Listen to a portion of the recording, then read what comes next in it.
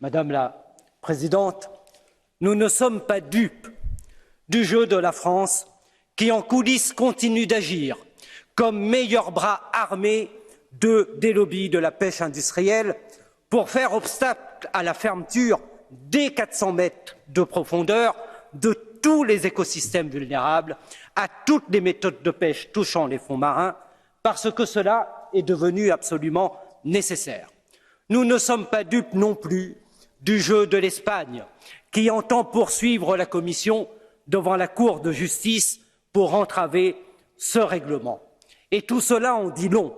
Madame Dalli, je me souviens, dans une autre législature, la commissaire Damanaki, qui déjà avait eu affaire à l'action néfaste de la France et de l'Espagne pour entraver le règlement pêche en eau profonde. Et heureusement qu'il y a eu le Parlement européen, heureusement qu'il y a eu la commissaire Damanaki et la Commission. Et je vous le dis, tenez bon face aux menaces, tenez bon face aux lobbies, parce que les océans, les écosystèmes marins sont en grand danger aujourd'hui. Merci. Dankeschön. Madame Aguilera, please. Sí, señor Omarjee.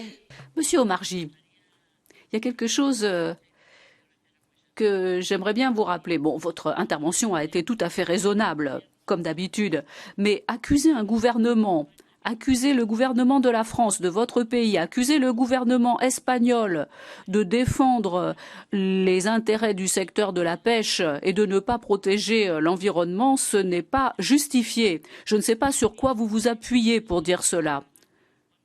Comment pouvez-vous parler de pression, de lobby, alors que le gouvernement espagnol demande simplement une actualisation des données pour exécuter cette mesure? Comment pouvez-vous accuser le gouvernement de mon pays? Bon, vous accusez le gouvernement de la France, c'est votre problème, mais moi, que vous accusiez le gouvernement espagnol, ça me regarde. Eva, 30 secondes. Chers collègues, j'entends votre remarque, mais nous sommes ici au Parlement européen. Et nous avons pour habitude d'embrasser l'intérêt général européen et lorsqu'il s'agit de mettre en cause les attitudes, les positions des États membres au Conseil européen, nous le faisons et il n'y a pas à s'en émouvoir.